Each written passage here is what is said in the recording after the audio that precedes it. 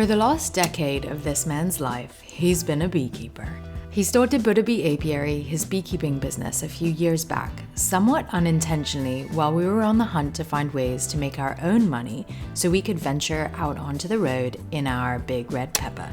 While many of you have been missing him on this channel, I thought it would be fun to share a little snippet into his life and his daily routines being a beekeeper, and also celebrate the upcoming Earth Day, because Mama Earth is beautiful and my babes is helping to keep pollinators thriving.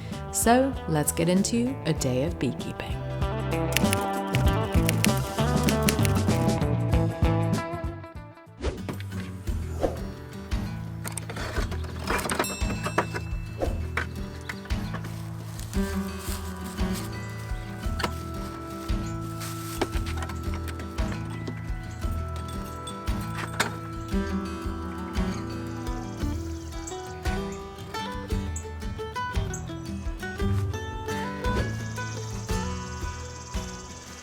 For most of the colonies right now, they are requeening. That means we're going inside and we really are looking to see signs of brood and a new queen that's gone on her mating flight. We've given it time for the new queen to emerge, be accepted, go on her mating flight, and so that's what I'm looking for today. This population is much smaller than earlier in the year, and so I don't know, my first instinct tells me, did something go wrong with requeening? I'm a little concerned at how small of a population there is. What we do in the early spring is we divide the colony and turn it into two. Reason is because if you don't, they're just gonna swarm.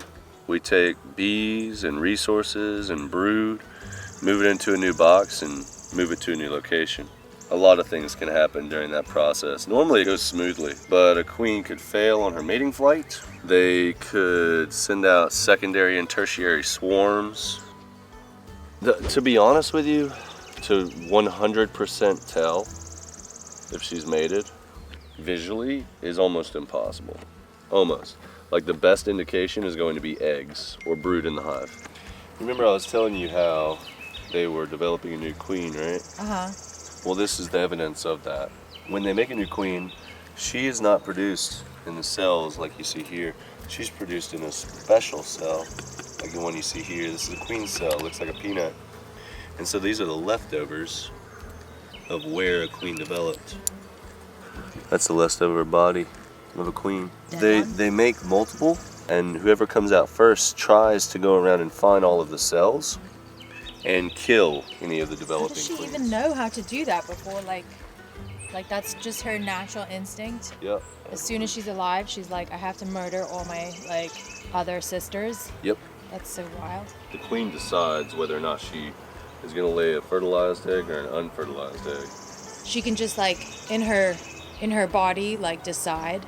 Yeah, she has a organ called the spermatheca. It basically carries the sperm of the 15 drones or so that she mated with, and she uses that sperm to fertilize an egg. I mean, if it's fertilized, it becomes a worker bee. It's like a normal size worker bee. If it's unfertilized, it becomes a drone. Just this one's weird. There's always something weird that the bees are doing. This one's mainly weird because in such a small colony of bees, it's usually if there's a queen there, easy to find her. It's easy to find. And maybe I'm wrong. Maybe there's not a queen. Maybe they are. The females are laying eggs. But just noticing how many cells only have one egg inside them, it doesn't seem to be the case. I think there's a queen in here. Well, the bees arrange their colony in a certain way, so they've got a brood's nest, and they cluster around the brood's nest to keep it warm, keep the brood warm, so I don't want to mess up that arrangement. But it's not taboo to move frames around. It's just I certainly wouldn't want to do that with a colony this small. Well, she can live 3 to 5 years. I mean, also 3 to 5 years is more of the extreme, Yeah. It's normal to keep a queen for 2. Well, I mean, a lot of times what'll happen is she'll lose her vigor. Maybe run out of sperm, or maybe old age, or maybe disease. But the bees will pick up when she's slowing down. and that's not beneficial to colony health, and so they'll actually replace her. I've looked through every frame 3 times, and I mean, there's not a whole heck of a lot of bees here. I don't see how I could have missed her, but I just can't find her. Do you think she's off on a mating flight? Another mating flight? It's just highly doubtful, as cold as it is. I'm torn here because I'm like, okay, well, we can like bring another queen and or bring queen and bees. There is brood here. Sure, maybe I missed her, but I highly doubt it. I don't know. Are they going to survive? Well, it depends. I mean, like if the queen's laying eggs now, then they'll probably pull through. Yeah, I like to call them dive bars in the sky. They're actually called DCAs, Drone Congregation Areas. And there's these places like high up in the sky where drones hang out. And they basically just hang out there, a bunch of drones from different colonies, waiting to catch a pheromone of a queen flying by. How many drones does she need to mate with? I mean, double digits is good. Wow, she gets busy. So, each team member has a schedule for the day, for the week, and we use a software platform called OptimoRoute to schedule all of our stops in the most efficient way possible. And we have this app on our phone, and we pull it up. It's called OptimoRoute, so we choose it. I can look at all my stops for today, go to the one that's coming up next, and just click Start Navigation. And it takes me to the directions to get there. So I set those up, and as soon as I hit that Start Navigation button, the host gets a text to know that we're on our way and what time we're gonna arrive. So I'm running a little bit behind. That last inspection took me a little longer than expected, but that's okay. We always keep the host up to date with the fluctuations in our schedule. We use Notion as a way to keep up with all of our hive notes. I'm gonna go in there and update the notes for the inspection we just did, but I'm running a bit behind, so I'll probably just do our upcoming inspection and last inspection all at once and just type it up. There's this woman that we've hired at the house. Her name is Mother. Yum. She packs the chippies and sandwiches so I don't starve while I'm working. Thanks, moms.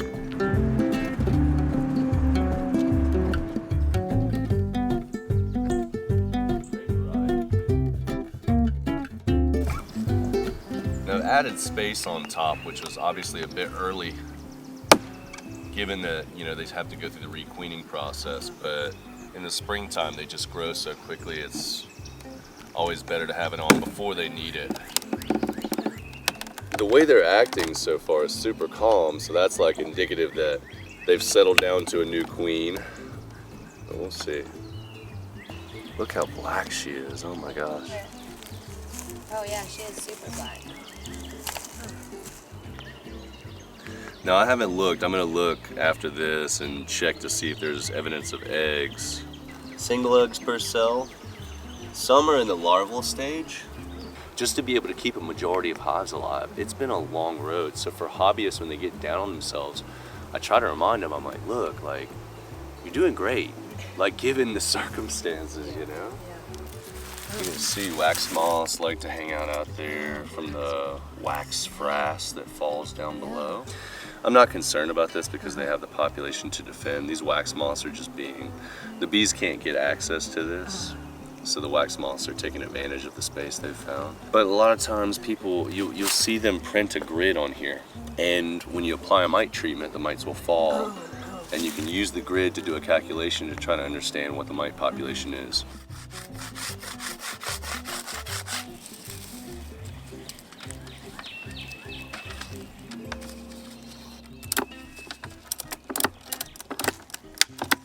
You know, we're going to be using oxalic acid crystals, and it's an organic acid extracted from the oxalis plant.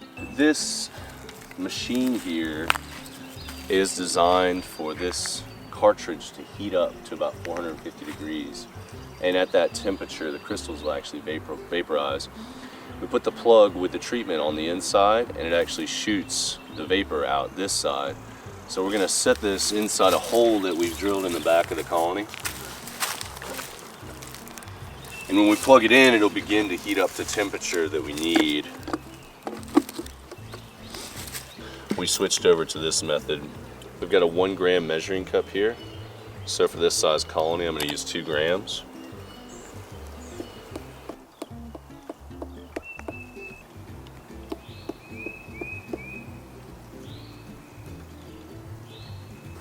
While the entrance is blocked and everyone's like, what the hell, let me inside, it's a cool way to see different colors of pollen. Big thank you to Jackery for partnering with us as sponsors for more than 2 years now. We're really grateful to have the opportunity to continue sharing about their product because it's amazeballs. To celebrate Earth Day, they're running some mega promos on their battery banks, but the most for their 2000 Pro units. So here's the scoop. The 2000 Pro delivers the fastest solar recharging yet for Jackery. It works on appliances, tools, outdoor activities, and is perfect for home emergency use. Justin uses his Jackery to treat the bees for mites using a vaporizer, so it comes in handy that it's portable and ready to roll.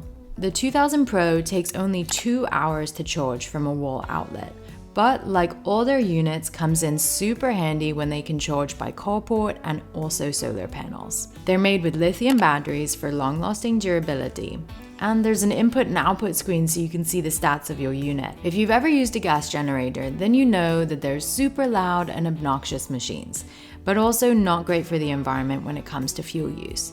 So when we traded out our generator for a Jackery, we are putting out 0 emissions into the atmosphere. We pay $0 to recharge our batteries with solar panels to power back up, and we have no maintenance to keep up with since the batteries are plug and play. And we also don't disturb our neighbors when we're camping because it's super quiet. To top it off, they have a 5-year warranty when you order directly on their website.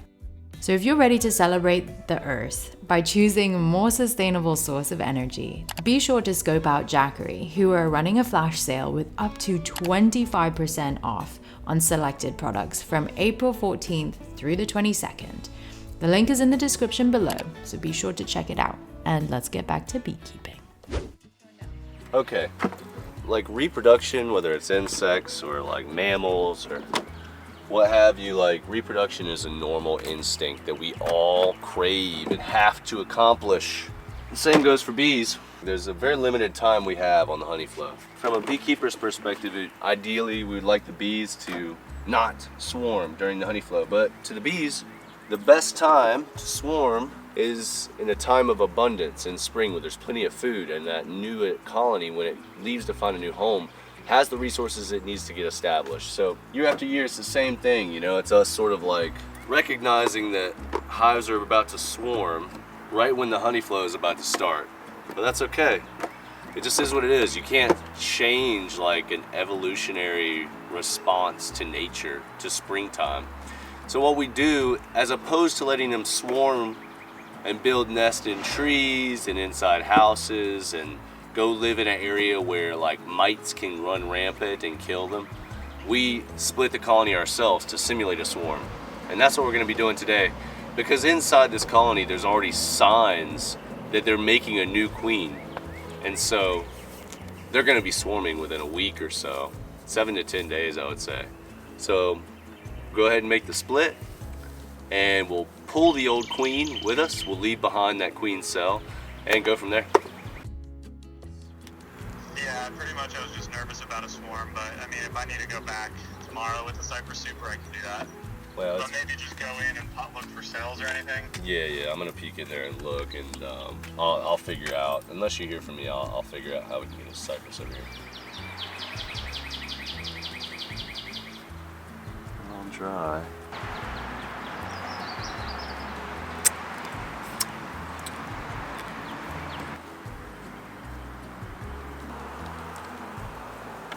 Push the swarming off, give them another box, and hope they work it for a couple more weeks. So the queen puts the egg in there. Uh-huh. And then she leaves with people. So she leaves a baby. Yep. And she's like, here, now, live on, friends. Yeah. It's an egg. Means the swarming process actually has begun.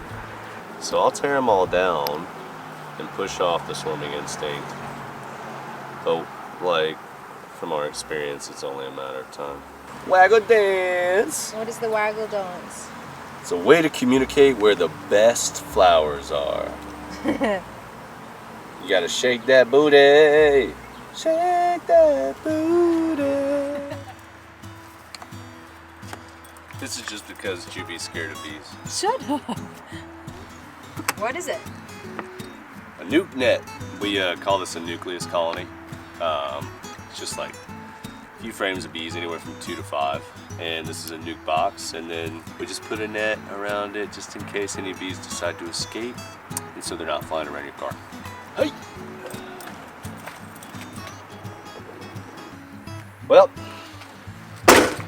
it's a look into the day of the life of a beekeeper. I'm very blessed to be able to do this day in and day out. And this is actually a really nice day just to spend with my wife. We got to talk uninterrupted for longer than 10 minutes. It's unbelievable. Thank you, bees, and thank you, moms, for a beautiful day. Just me behind the camera the whole time, all day today, but I hope you guys enjoyed this video. It was fun to be out filming the bees and sharing a little bit of what my hubby does in the day, and it's actually fun because I get to see too. Anyways, we're gonna go have a date, so see you guys next week.